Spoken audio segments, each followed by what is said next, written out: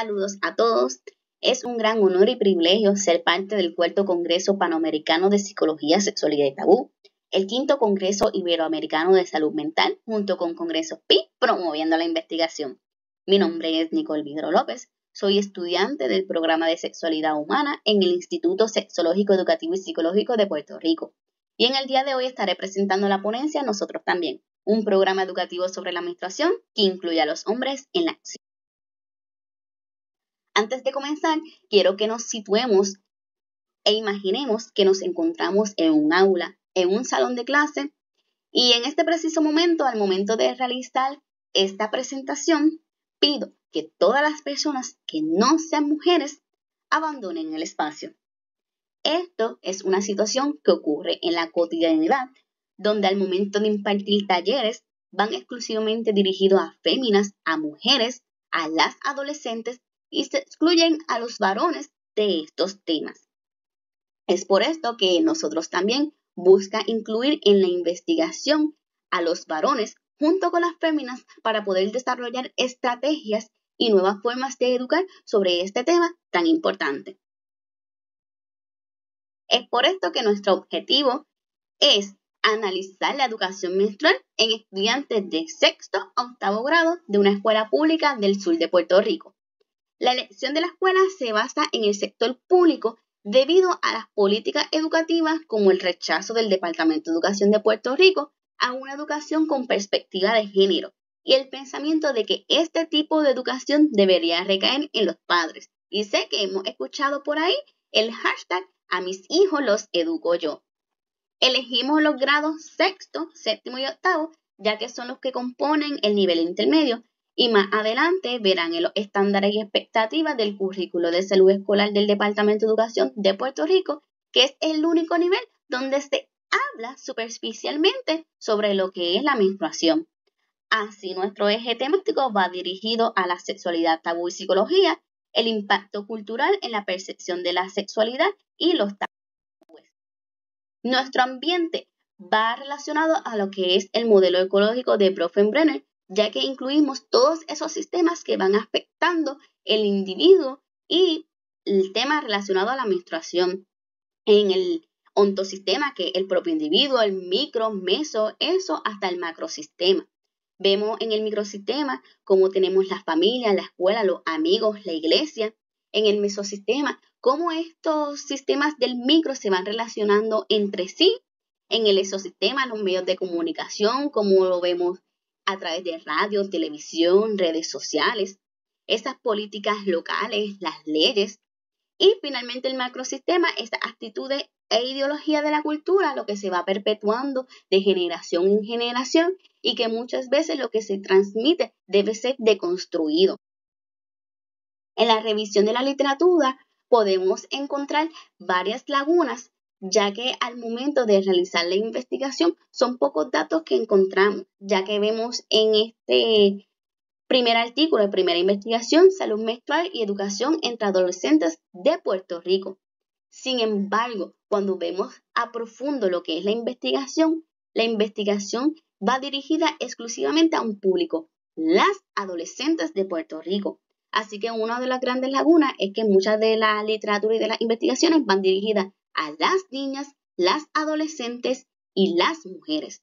Este estudio fue realizado en la Ponce Health Science University de Puerto Rico, junto a una escuela de Puerto Rico también en Villalba, la escuela es CROE, y vemos las fuentes de educación menstrual, escuela, hogar o redes, un 67, 62 y 39% respectivamente. Sin embargo, solamente se sitúa las fuentes de educación menstrual recibidas por las adolescentes. Otra de la revisión de la literatura son los estándares de contenido y expectativa de grado del currículo de salud escolar del Departamento de Educación de Puerto Rico. Es un folleto que llega a las 101 páginas desde el kindergarten hasta el 12º grado. No obstante, es en sexto grado donde únicamente se habla sobre el tema de la menstruación, donde nos describe el proceso de ovulación y el ciclo menstrual. Sin embargo, el tema es hablado desde una manera biológica y no vemos otros componentes sociales, políticos, económicos o culturales para poder abordar el tema.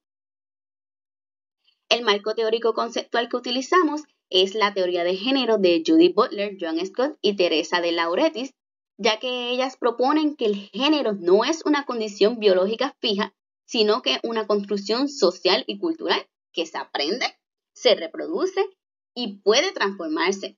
Esta teoría es fundamental para que cuestionemos la naturalización de la menstruación como un tema exclusivamente femenino.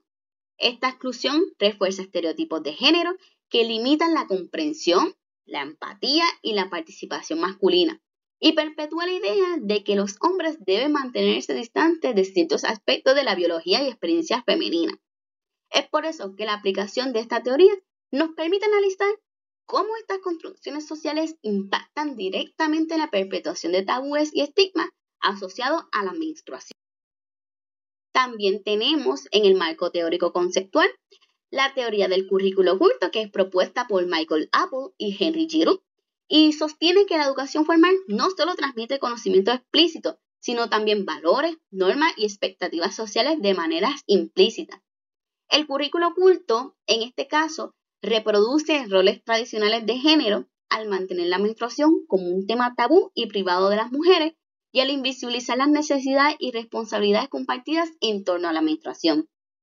Esta invisibilización contribuye a la perpetuación de prejuicios y la falta de comprensión social, afectando el bienestar y la equidad. Por eso, reconocer el currículo oculto es esencial para diseñar intervenciones educativas que no solo enseñen información explícita, como lo podemos ver en el currículo del Departamento de Educación de Puerto Rico, sino que también transforme las normas y los valores que son implícitos. Para el marco metodológico, nuestra investigación utilizó fuentes de información de campo, lo que significa que estos datos fueron recolectados directamente de los y las estudiantes participantes, porque se incluyen tanto varones como féminas, y no de documentos o estadísticas previas. Empleamos un diseño mixto, tanto cualitativo y cuantitativo, de corte transversal, lo que indica que se recogieron los datos en un solo momento en el tiempo, sin seguimiento posterior. No obstante, la recolección de estos datos nos ayuda a sentar las bases para poder desarrollar el programa nosotros también, viendo esas necesidades y esas lagunas que se deben entonces trabajar. En el marco metodológico para la recolección de datos, utilizamos diversos instrumentos dentro de una encuesta estructurada, que esta incluyó preguntas cerradas y abiertas sobre el ciclo menstrual. Incluimos preguntas abiertas para poder reducir la posibilidad de seleccionar una respuesta correcta al azar. Utilizamos ítems de selección múltiple para identificar conocimientos sobre productos menstruales. Se le colocaban 4 productos en la encuesta y debían determinar cuál era el producto por el que se estaba preguntando, poderlo identificar correctamente. Tenemos actividad de clasificación de premisas para distinguir entre mitos y realidades, poder conocer esas preconcepciones que tienen los y las estudiantes, y una escala tipo Likert para evaluar percepciones sobre el acceso educativo, el acceso a productos menstruales y los niveles de comodidad y actitudes sociales. Estos datos cuantitativos los analizamos mediante estadísticas descriptivas. Se utilizaron frecuencias, porcentajes y medidas de tendencia central para poder interpretar la respuesta. Las preguntas abiertas se examinaron mediante análisis de contenido cualitativo con el fin de poder identificar esos patrones o esos temas emergentes. Estos métodos los seleccionamos por su pertenencia para captar tanto el conocimiento explícito como esas percepciones que son subjetivas de los estudiantes. La combinación de enfoques nos permite una visión más clara, una visión más integral del acceso educativo sobre la menstruación y nos ofrece evidencia valiosa para poder mejorar las prácticas pedagógicas, que es lo que necesitamos hacer en contextos escolares diversos. Comenzamos con lo que es el análisis de nuestra investigación, que para introducir el tema se realizaron 2 nubes de ideas donde los participantes debían escribir las palabras que relacionaban con menstruación. Tenemos una nube de ideas que fue completada por las féminas, la otra nube de ideas fue completada por los varones. El primer hallazgo evidenciado es la asociación de los varones entre la menstruación y emociones o sentimientos que perpetúan una imagen de inestabilidad o de irritabilidad. Vemos dolor y enojo en un tamaño mayor, ya que si se repetían las palabras, aumentaba el tamaño. También emplearon conceptos relacionados a productos o marcas de productos menstruales, como lo es Kotex, que es una línea de productos menstruales, y toallas sanitarias. Finalmente se utilizó la palabra mujer lo que perpetúa la idea que solo se relaciona con el sexo femenino. En contraparte, la nube de ideas de las féminas relacionaron la menstruación con emociones como vergüenza, lo cual resalta el impacto cultural y social negativo que la menstruación puede tener sobre las personas menstruantes, viéndolo como un proceso privado y a menudo asociado a la incomodidad o el estigma. Tienen tristeza y el llanto como una respuesta emocional, y entre los sentimientos hicieron relación con el dolor y cansancio y sus respuestas físicas o biológicas como es cólico, hambre y el dormir. Aunque podemos ver que ambos mencionan emociones como la tristeza y sentimientos como el dolor, las féminas expresan una comprensión más cercana de las respuestas físicas y biológicas asociadas con la menstruación y su propia experiencia.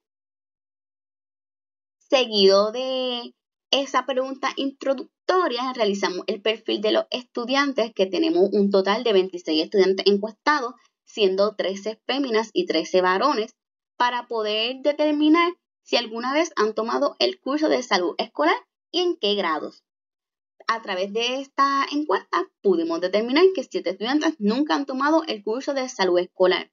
Y debemos resaltar que de esos 7 estudiantes, 6 son varones. Por su parte, la mayoría de los estudiantes han tomado el curso en sexto grado y podemos ver que de cuarto grado hacia abajo ningún estudiante había tomado anteriormente el curso de salud escolar, por lo que es ya en grados intermedios que han comenzado por primera vez a tener un curso de salud. En cuanto a los contenidos sobre menstruación brindados en cursos de salud escolar, podemos ver una mayor cobertura en aspectos biológicos y se va reduciendo a medida de que se amplían otros contenidos como aspectos económicos, sociales, políticos, culturales. Ya que en pobreza menstrual, tabú, mito, estereotipo en torno a la menstruación, vemos que ningún participante seleccionó estos contenidos como haberle sido educado o haber recibido información sobre ellos. Tenemos en los productos de higiene menstrual que vemos que solamente se habla con más predominancia sobre las toallas sanitarias y luego los tampones, pero que en otras alternativas como copas, bragas, discos, es menos lo que se habla sobre esta alternativa. Asimismo, es importante destacar que de los 26 participantes, 7 participantes en total afirmaron no haber recibido información sobre la menstruación, siendo 6 varones y una fémina. En cuanto a la función del ciclo menstrual, podemos ver que la respuesta mayoritaria de los participantes indica una creencia errónea y muy extendida que asocia el ciclo con una idea de eliminación de impurezas más que con su verdadera función biológica, que es preparar el cuerpo para un posible embarazo. Este concepto no solo está desinformado, sino que perpetúa un enfoque negativo sobre la menstruación, viéndola como algo sucio o contaminante, lo cual refuerza los estigmas y tabúes alrededor de este proceso que es completamente natural. En cuanto a la duración promedio del ciclo menstrual y la duración promedio de la menstruación, vemos una confusión entre ambos conceptos que refleja la falta de diferenciación clara en estos dos aspectos claves sobre el proceso reproductivo. El ciclo menstrual debemos entender que abarca todas las fases, que va desde la fase de menstruación, la folicular, la de ovulación y la fase lútea, mientras que la menstruación es solo una de esas fases caracterizada por el sangrado. La siguiente pregunta que realizamos referente a las fases del ciclo menstrual fue una pregunta abierta para que los y las estudiantes escribieran cuántas fases componían el ciclo menstrual. Se utilizó en pregunta abierta para evitar que los y las estudiantes seleccionaran una respuesta correcta al azar. Podemos ver una amplia dispersión en sus respuestas que van desde 3 fases hasta 20 fases y los estudiantes que afirman desconocer cuál sería la respuesta correcta. En este análisis vemos un bajo nivel de acierto donde de los varones, 3 lograron colocar la respuesta correcta y de las féminas 2. Vemos que en total serían 6 participantes de 26 que lograron entonces completar esta respuesta correctamente. En los productos identificados correctamente preguntamos sobre toallas sanitarias, tampones, copas y discos menstruales. En las toallas sanitarias podemos ver que 10 féminas, 10 varones la contestaron correctamente.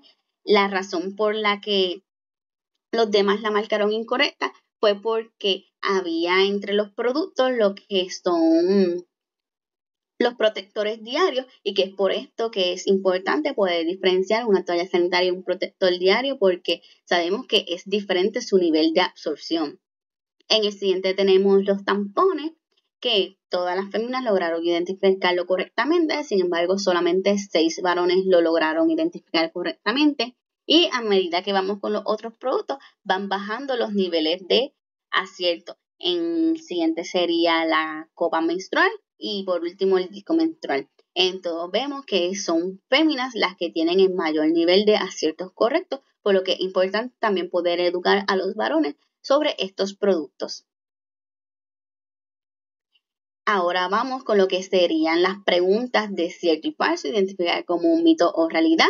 Tenemos la menstruación es el proceso de eliminación de sangre sucia. Esta aseveración fue la que menos respuestas correctas obtuvo de todas las que se realizaron, con tan solo 2 féminas y 3 varones que la clasificaron como falsa. La falta de conciencia sobre lo que realmente implica la menstruación y el hecho de que la sangre menstrual es completamente normal y no sucia resalta la necesidad urgente de la comprensión de la función menstrual. Siguiente tenemos la pregunta sobre si una mujer está de mal humor es porque tiene la menstruación. Es otra de las premisas que más atención requiere, ya que la asociación de las mujeres y el mal humor y la menstruación se ve en estas respuestas, donde 8 varones y 2 féminas seleccionaron como cierto que si una mujer está de mal humor es porque tiene la menstruación, reforzando las mismas palabras que asociaron los varones sobre la menstruación en las 9 ideas que realizamos como actividad de introducción. Ante esto, conceptos como la relación entre mal humor y menstruación reflejan una percepción errónea que puede contribuir a estigmatizar las emociones de las mujeres. Siguiente tenemos, durante el ciclo menstrual se pueden presentar cambios de ánimo. Este resultado muestra que la mayoría del grupo tiene conciencia de la dimensión emocional de la menstruación, pero se debe tener cuidado en no asociarlo con cambios negativos, cambios de ánimo que sean negativos. Ahora el reto es poder profundizar en estrategias de manejo y autoconocimiento, apoyo mutuo, asegurando que la minoría que lo desconoce no perpetúe mitos o minimice experiencias. La siguiente aseveración que tenemos es la de que no se puede realizar ejercicio durante la menstruación. El principal hallazgo es la alta prevalencia del mito, ya que más de la mitad del grupo mantiene una creencia errónea que la menstruación impide la actividad física. Esto muestra una desinformación importante sobre autocuidado y mito en torno a lo que se puede o no hacer durante la menstruación, que otro ejemplo es que durante la menstruación no se pueden tocar las plantas o no se puede cocinar, ya que puede ser impureza, contaminante. Y aunque se considera que el periodo menstrual está asociado con incomodidad o malestar, el ejercicio promueve la liberación de endorfinas, que son sustancias químicas naturales del cuerpo, que pueden mejorar el estado de ánimo y reducir el dolor. Así que una persona menstruante no se debe privar de realizar actividades ni se les debe excluir. La siguiente aseveración es que todas las personas menstruantes tienen el mismo ciclo menstrual. Aquí vemos un resultado positivo, donde la gran mayoría de los estudiantes, tanto varones como féminas, reconocen que el ciclo menstrual es vivido y sentido de manera diferente en cada cuerpo. Cada ciclo es diferente, cada cuerpo es diferente. En cuanto a que los hombres también deben conocer sobre el proceso de menstruación, la cultura, la sociedad, los medios de comunicación y demás se han encargado de crear una imagen donde la menstruación es tema de mujeres. No obstante, nuevamente tenemos un resultado positivo donde la mayoría de los estudiantes reconoce que los hombres también deben conocer sobre el proceso de menstruación y esto es un gran paso para poder integrar tanto a hombres y mujeres en educación menstrual. La siguiente aseveración nos dice que el dolor menstrual puede requerir atención médica. La mitad de los participantes, 8 varones y 5 féminas, negaron que el dolor menstrual puede requerir atención médica. La minimización del dolor menstrual como algo normal refleja una comprensión limitada o distorsionada sobre la menstruación, haciendo ver los síntomas dolorosos de la menstruación como algo normal o algo soportable. Sin embargo, el dolor severo puede estar asociado con condiciones como la endometriosis o los fibromas uterinos, que estos sí requieren tratamiento médico. Así que no se debe minimizar un dolor o hacer que es algo común o algo soportable. Debemos reconocer aquellos dolores que requieran atención médica. La siguiente aseveración nos dice que con la primera menstruación las niñas se convierten en mujeres. ¿Y cuántas veces no hemos escuchado la frase "le cantó el gallo" o "ya señorita"? O si nos situamos en diversas culturas podemos ver cómo con la llegada de la primera menstruación de la menarquía, a las niñas las casaban por la creencia errónea de estar listas para el matrimonio. Así, esta aseveración y la elección incorrecta de respuesta subraya la necesidad de una educación más completa y libre de estigmas sobre el ciclo menstrual, puesto que esta creencia, culturalmente arraigada, no necesariamente refleja el proceso biológico ni emocional que implica la madurez en las niñas, que va más allá de la menstruación. Llegamos a los niveles de acceso educativo recibidos de las féminas sobre la menstruación a través del hogar, la escuela o talleres. En estos niveles de acceso educativo sobre la menstruación podemos observar que las féminas casi unánimemente han recibido educación menstrual en el hogar. Por su parte, aunque casi la mitad de las féminas seleccionaron estar de acuerdo o totalmente de acuerdo con haber recibido educación menstrual en la escuela, también esta misma premisa es catalogada por casi la otra mitad de las féminas como regular, lo cual es un indicador que se necesita reforzar la educación menstrual impartida desde la escuela. Finalmente, la educación menstrual a través de los talleres es clasificada predominantemente como regular, seguido de niveles de desacuerdo o total desacuerdo, por lo que se demuestra que es poco o nada la educación que se recibe en charlas, campañas o talleres. En cuanto a los niveles de educación sobre la menstruación que han recibido los varones, podemos observar que es mucho menor al de las féminas, predominando niveles regulares o en total desacuerdo. Lo que respecta al hogar, casi la mitad de los varones seleccionaron un nivel regular de la educación menstrual recibida, mientras que casi la otra mitad están en desacuerdo o totalmente en desacuerdo de haber recibido educación menstrual en sus hogares. En los niveles de educación menstrual recibida en las escuelas, predominó la selección de un nivel regular hasta total desacuerdo.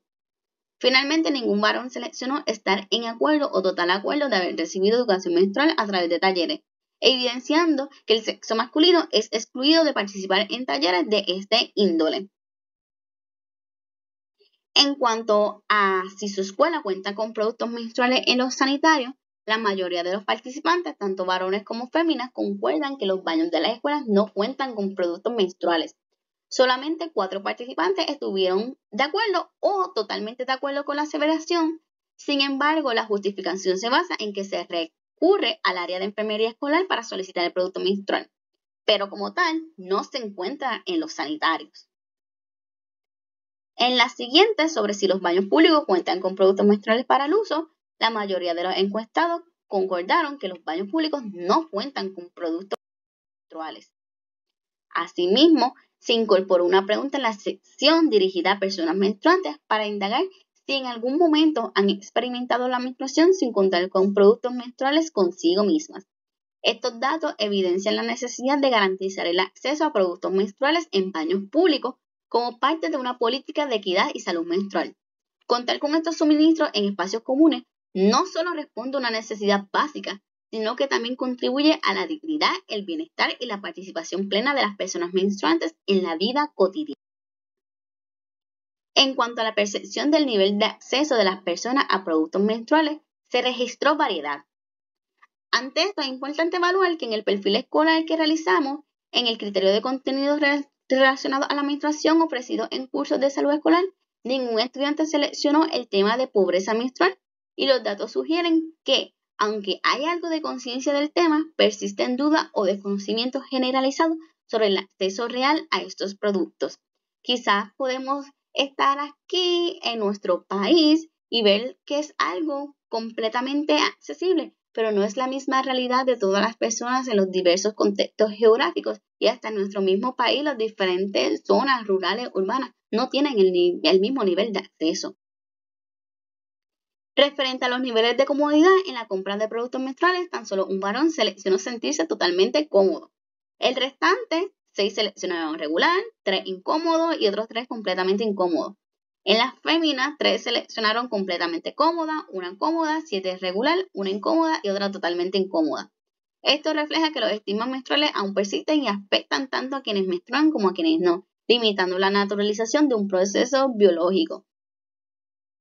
Y esto es típico al momento de comprar los productos menstruales, ya sea que o los esconden para que no los vean o les da vergüenza al momento de pagarlos. En cuanto a los diálogos relacionados a temas sobre menstruación, se registró bajos niveles de comodidad, ya fuera con figuras femeninas o masculinas, aunque hay una ligera mayor apertura hacia las figuras femeninas, como lo verán a continuación. Estos datos de aquí nos refuerzan los hallazgos del Fondo de las Naciones Unidas para la Infancia, donde se evidencia una ausencia significativa de figuras masculinas en la educación menstrual, y coincide con los bajos niveles de comodidad registrados al hablar del tema con hombres, habiendo separación entre varones y féminas y el proceso menstrual. En cuanto se han realizado comentarios, chistes despectivos relacionados a la menstruación, 6 féminas, 4 varones están en total desacuerdo, 4 varones y 3 féminas en desacuerdo, lo cual es un hallazgo positivo, ya que hay bastantes participantes que no han realizado comentarios o chistes despectivos, pero nos encontramos en contraparte con los que están totalmente en acuerdo o en acuerdo, que son respectivamente un varón y una fémina en cada uno de estos. Y es importante poder educar y crear conciencia sobre el impacto que realizan estos comentarios sobre las personas menstruantes y poder romper los tabúes. En cuanto si alguna vez se ha sentido incómodo por comentarios relacionados a la menstruación, este panorama apunta a la urgencia de fomentar espacios educativos y conversacionales donde el tema se aborde con apertura, con respeto y pensamiento crítico, ya que muchos de los participantes optaron por no expresar una postura clara, y esta neutralidad puede ser un indicador de evasión, miedo a posicionarse o falta de educación sobre el impacto que tienen estos discursos en las personas menstruantes. Por último, como parte del análisis del reflejo de las actitudes sociales, se incluye una pregunta dirigida a la experiencia de las personas menstruantes para indagar si en algún momento habían experimentado una mancha menstrual y sentido vergüenza. Un total de 6 participantes sostuvieron estar totalmente de acuerdo, 2 en acuerdo, 2 más o menos, otras 2 en desacuerdo y una en total desacuerdo. En contraste, al comparar esta experiencia con una mancha provocada por alimentos, la carga emocional fue notablemente menor. Solo 2 personas afirmaron haber sentido vergüenza en este contexto, mientras que la mayoría se mostró neutral o en desacuerdo. Esta diferencia evidencia cómo el estigma asociado a la menstruación no está vinculado únicamente al acto de manchar, sino al significado cultural que se le atribuye. Las manchas por comida son percibidas como accidentes comunes, mientras que las manchas menstruales siguen siendo vistas como algo vergonzoso, sucio o fuera de lugar, a pesar de tratarse de un proceso biológico. Llegamos al momento de la discusión y las conclusiones, donde los principales hallazgos de la investigación reflejan que hay un enfoque limitado del currículo escolar del Departamento de Educación de Puerto Rico, ya que los contenidos educativos sobre menstruación están centrados exclusivamente en aspectos biológicos, sin abordar dimensiones sociales, emocionales, económicas o políticas. Se presenta exclusión de varones, recibiendo escasa o nula educación formal sobre la menstruación. Se identificó que 6 de los 13 varones encuestados nunca han tomado el curso de salud escolar y ninguno ha recibido charlas o talleres educativas sobre este tema. Y una mayoría de estudiantes, tanto varones como féminas, presentan ideas erróneas sobre la menstruación y denotan una persistencia de estigma o vergüenza, que lo vimos a través de la identificación de los mitos y realidades. Finalmente se registraron clasificaciones neutrales que pueden reflejar desconocimiento o evasión o miedo a emitir un juicio en torno a un tema considerado. Desde una perspectiva teórica, los resultados validan la relevancia de integrar enfoques como la teoría de género y el análisis del currículo oculto. Estas teorías explican cómo las construcciones sociales de género y los mensajes implícitos en la educación formal contribuyen a la marginación del tema menstrual y a la exclusión de los varones del proceso educativo sobre el mismo. Utilizando la teoría de género y la teoría del currículo oculto, este estudio amplía el conocimiento sobre la educación menstrual al visibilizar la necesidad de incluir activamente a los varones en el proceso. En términos prácticos, ofrece evidencia que puede guiar el rediseño de políticas educativas, el currículo escolar y programas de salud para ser más inclusivo, sensible y equitativo, y poder fomentar la creación de intervenciones que aborden la menstruación como un tema social, político y no solamente biológico. Esta investigación se vio limitada por la escasa disponibilidad de datos estadísticos sobre la educación menstrual, específicamente en varones. Además, la muestra fue pequeña y localizada en una sola escuela pública del sur de Puerto Rico. Fue una investigación piloto. Y ante esto se busca ampliar la muestra y poder replicar el estudio en distintos contextos escolares, tanto públicos como privados, urbanos como rurales. Y asimismo incluir perspectivas de docentes, padres y personal de salud escolar para poder comprender de forma integral las barreras culturales e institucionales. Y aquí es que vamos al modelo ecológico de Bronfenbrenner. No obstante, estos datos obtenidos nos han ayudado a sentar las bases para materializar el diseño del programa nosotros también, por lo que próximamente se espera poder implementar el programa de manera piloto para evaluar el impacto y examinar su efectividad en mejorar el conocimiento, la actitud y la comodidad de los estudiantes frente a la menstruación. Están las referencias, la bibliografía, lo que utilizamos para realizar esta investigación. Y recordemos, transformar la sexualidad un paso a la vez. Muchas gracias.